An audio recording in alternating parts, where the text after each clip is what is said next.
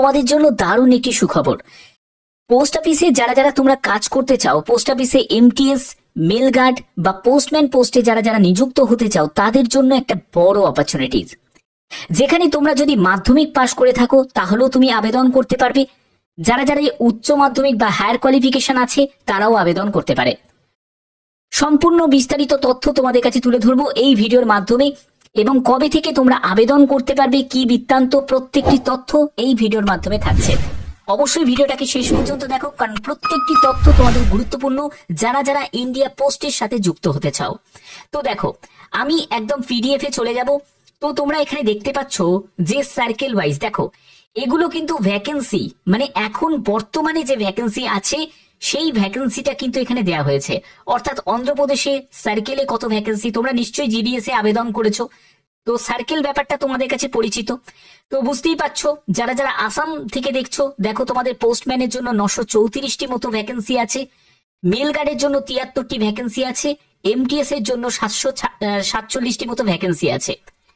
তোমরা যারা যারা ত্রিপুরা থেকে তারা দেখো তোমাদের নর্থ ইস্ট সার্কেল, সেখানে 581টি মতো এমটিএস এর জন্য ভ্যাকেন্সি আছে, মেল পোস্টম্যানের জন্য ভ্যাকেন্সি আছে, মেল গার্ডের জন্য এখানে শূন্যপদ নেই। 358টি হচ্ছে তোমাদের এমটিএস এর জন্য শূন্যপদ আছে। ঠিক আছে, তারপরে দেখো ওয়েস্ট বেঙ্গলে 5231টি শূন্যপদ আছে তোমাদের পোস্টম্যানের জন্য, আর মেল গার্ডের জন্য 155টি, এবং এমটিএস এর জন্য হচ্ছে 3744টি। বেশি তোমাদের ভ্যাকেন্সি আছে পোস্টম্যানেতে। তো এবার এখানে দেখো, আমি প্রত্যেকটি কোয়ালিফিকেশন থেকে শুরু করে সবকিছু ডিটেলসটা বলবো। এমটিএস পোস্টের জন্য যারা যারা চাকরি করতে চাও বা আবেদন করতে চাও, তোমাদের এখানে যোগ্যতা যেটি প্রয়োজন সেটা হলো মাধ্যমিক পাস। এখানে কোনো মাধ্যমিকের পার্সেন্টেজ কোনো ক্যালকুলেশন হবে না, যে মাধ্যমিকে তোমার 60%, 90%, 99% এরকম কোনো নাম্বারের কোনো ব্যাপার নেই। এখানে যদি তুমি সিম্পলি মাধ্যমিক পাস করে থাকো তাহলেই তুমি আবেদন করতে পারবে এমটিএস এর জন্য। ঠিক আছে, এবার হচ্ছে পরবর্তী, তোমাদের এখানে পোস্টম্যান মেল গার্ড, এই পোস্টের জন্য যদি আবেদন করতে চাও, তোমার এখানে সিম্পল উচ্চ মাধ্যমিক পাস যোগ্যতা প্রয়োজন। ঠিক আছে, যে কোনো শাখায় তুমি যদি উচ্চ মাধ্যমিক পাস করে থাকো তাহলেই তুমি আবেদন করতে পারবে। এবার তোমাদের অনেকের প্রশ্ন জাগবে যে স্যার আমার তো হায়ার কোয়ালিফিকেশন, কেউ বলবে আমার গ্র্যাজুয়েশন, কেউ বলবে আমার পোস্ট গ্র্যাজুয়েশন, তাহলে আমরা কি আবেদন করতে পারি? হ্যাঁ, তোমরাও আবেদন করতে পারবে। তোমরা এমটিএস এর জন্যও আবেদন করতে পারবে, আবার পোস্টম্যান মেল গার্ডের জন্যও আবেদন করতে পারবে। এখানে দেখো পরবর্তী যেটি বলা হচ্ছে যে local language concern postal circle, অর্থাৎ তুমি যে পোস্টাল সার্কেল বা যে ডিভিশনে তুমি অ্যাপ্লাই করবে সেখানকার লোকাল ল্যাঙ্গুয়েজ জানা দরকার। এই ব্যাপারে কিন্তু তোমাদের বলে রাখি, যারা যারা ওয়েস্ট বেঙ্গলে, তাদের ওয়েস্ট বেঙ্গলে অ্যাপ্লাই করাই ভালো, কারণ ওয়েস্ট বেঙ্গলের ল্যাঙ্গুয়েজ হচ্ছে বাংলা। তো বাংলায় লিখতে পড়তে বলতে জানতে হবে, এবং 10th স্ট্যান্ডার্ডে অবশ্যই তোমাদের বাংলা অন্যতম সাবজেক্ট হিসাবে থাকতে হবে, যেটা তুমি অন্য স্টেটে অ্যাপ্লাই করতেই পারবে না। বোঝা গেল? তো এই হচ্ছে এখানে মেন ব্যাপার। দ্বিতীয় কি আছে সেটা হলো knowledge of computer working knowledge. দেখো, এই কম্পিউটারের ওয়ার্কিং নলেজ সেটা শুধুমাত্র পোস্টম্যান আর মেল গার্ডের জন্য প্রয়োজন, কিন্তু তুমি যদি এমটিএস পোস্টের জন্য অ্যাপ্লাই করো তাহলে কিন্তু তোমার সেটা লাগছে না, সেখানে শুধুমাত্র 10th পাস যোগ্যতা লাগছে। এখানে দেখো পরবর্তী যেটি বলা হচ্ছে সেটা হলো এজ কি প্রয়োজন। পোস্টম্যান পোস্টের জন্য তোমাদের 18 থেকে 27 বছরের মধ্যে তোমার বয়স হতে হবে, মেল গার্ড পোস্টের জন্য 18 থেকে 27 বছর, এমটিএস পোস্টের জন্য 18 থেকে 25 বছর। এই যে বয়সটা বলা হচ্ছে সেটা হলো জেনারেল আর ইডব্লিউএস ক্যান্ডিডেট তাদের জন্য।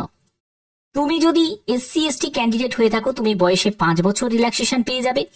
তুমি যদি ওবিসি ক্যান্ডিডেট হয়ে থাকো তুমি বয়সে 3 বছর রিল্যাক্সেশন পেয়ে যাবে।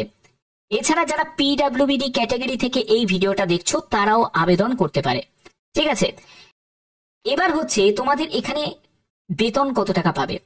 পোস্টম্যান পোস্টের জন্য লেভেল 3 অনুযায়ী 21,700 টাকা থেকে 69,100 টাকার মধ্যে বেতন থাকবে। মেল গার্ড পোস্টের জন্য 21,700 টাকা থেকে 69,100 টাকার মধ্যে বেতন থাকবে। এমটিএস পোস্টের জন্য লেভেল 1 অনুযায়ী দেখো 18,000 টাকা থেকে 56,900 টাকার মধ্যে তোমাদের বেতন থাকবে।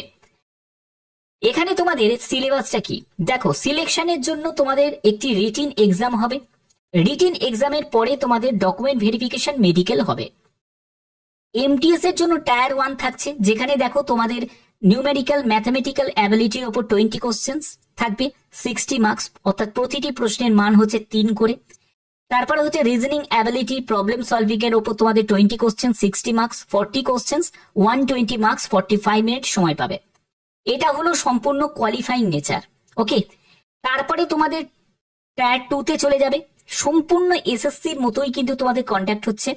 এখানে জেনারেল অ্যাওয়ারনেস এর উপর 25 question, 75 marks, English language and কম্প্রিহেনশনের উপর তোমাদের 25 কোশ্চেন, 75 মার্কস, 50 কোশ্চেন, 150 মার্কসে তোমাদের পরীক্ষা হবে, 45 মিনিট ডিউরেশন থাকছে। ঠিক আছে, তো এটা তোমাদের আশা করা যায় যে এই রকমই তোমাদের সিলেবাস কিন্তু থাকবে। ওকে, এবং দেখো পোস্টম্যান মেল গার্ডের ক্ষেত্রে কি থাকবে, একদম যেহেতু এটা একটু আপার লেভেলের পোস্ট, তো সেক্ষেত্রে তোমাদের এসএসসি 10+2 এর মতো করে তোমাদের থাকবে। এটা কেন বলছি, কারণ তোমাদের পরবর্তী তোমাদের যে পিডিএফ সেই ব্যাপারটা কিন্তু উল্লেখ করা আছে, কারণ এবার এসএসসি কিন্তু সম্পূর্ণ ব্যাপারটাকে কন্ডাক্ট করছে। তো সেক্ষেত্রে জেনারেল ইন্টেলিজেন্স অ্যান্ড রিজনিং এর ক্ষেত্রে 25 কোশ্চেন, 50 মার্কস, জেনারেল অ্যাওয়ারনেস এর উপর 25 কোশ্চেন, 50 মার্কস, কোয়ান্টিটিভ অ্যাপটিটিউডের উপর তোমাদের 25 কোশ্চেন, 50 মার্কস, এবং ইংলিশ কম্প্রিহেনশনের উপর 25 কোশ্চেন, 50 মার্কস, অর্থাৎ 100 কোশ্চেন 200 মার্কসের তোমাদের পরীক্ষা হচ্ছে। 60 মিনিটস তোমাদের সময় থাকছে।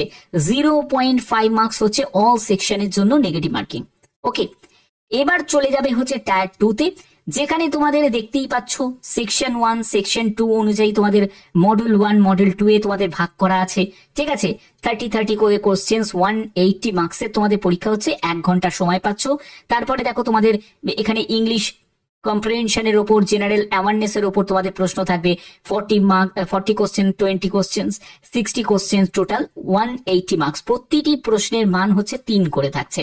তারপরে হচ্ছে কম্পিউটার নলেজের ওপর তোমাদের 15 কোশ্চেন থাকবে, 45 মার্কস, এবং 15 মিনিট তোমরা সময় পাবে, অর্থাৎ সম্পূর্ণ ব্যাপারটা কিন্তু ভাগ করা আছে। এবার দেখো তোমাদের এই যে নোটিশে কিন্তু এই ব্যাপারটা কিন্তু সম্পূর্ণ ক্লিয়ার করা আছে। আমি আগেও তোমাদের এই ব্যাপারটা বলে দিয়েছি যে 2024-এর যে ভ্যাকেন্সি গুলো পেন্ডিং হয়ে আছে, মানে যে এখনো পর্যন্ত আনফিল পজিশনে আছে, সেই ভ্যাকেন্সি গুলোকে পূরণ করতে হবে তাড়াতাড়ি ভাবে। স্টাফ সিলেকশন কমিশনকে সেই দায়িত্ব দেওয়া হয়েছে এবং বলেই দিয়েছে যে earliest show that information on unfilled vacancies readily available for reporting as when asked by SSC in the year 2025, অর্থাৎ 2025-এর মধ্যেই এসএসসি কিন্তু আনফিল্ড ভ্যাকেন্সি গুলোকে ফিল করবে, অর্থাৎ বোঝা গেল এটা। এবার দেখো আমি এই জায়গাটা তোমাদের কাছে একটা ক্লিয়ার করে দিই। তোমরা অনেকেই আমাকে বলবে যে স্যার জিডিএস এর মাধ্যমেই তো প্রমোশন হয়ে কেউ এমটিএস হয়ে যায়, কেউ মেল গার্ড হয়ে যায়, কেউ পোস্টম্যান হয়ে যায়, এটাই তো স্বাভাবিক, এটাই তো হয়, তাহলে কি করে এরকম করে হবে? দেখো আমি তোমাদের বলে দিই, ধরো অনেকগুলো ভ্যাকেন্সি আছে এবং এই ভ্যাকেন্সির মধ্যে যেগুলো কোটা ভিত্তিক ভ্যাকেন্সি, এগুলো পূরণ করা গেল, এতটা বন্ধু পূরণ করা গেল। এবার এতটুকু অংশ ধরো খালি পড়ে আছে, সেই খালি ভ্যাকেন্সিটাকে পূরণ করার দায়িত্ব কিন্তু এবারে এসএসসি কে দিয়েছে। তারা ওপেন মার্কেটে মানে ফর্ম ভরিয়ে তারা মানে সেটাকে নিয়োগ করতে পারে, এই জায়গাটা কিন্তু এখানে মেনশন করাই আছে। ওকে, তো ব্যাপারটা তোমাদের কাছে ক্লিয়ার করতেই পারলাম। ঠিক আছে, এবার এখানে দেখো তোমরা যেটা বলছো যে কত বছর সার্ভিস করলে, জিডিএস এ যারা যারা চাকরি পাবে তাদের কিন্তু আমি বলি, সবসময় বলি, জিডিএস এ চাকরি যদি তোমরা পাও, জিডিএস কিন্তু ছোটখাটো চাকরি নয়, কারণ জিডিএস এ সব থেকে ভালো দিক হচ্ছে প্রমোশনের দিকটা।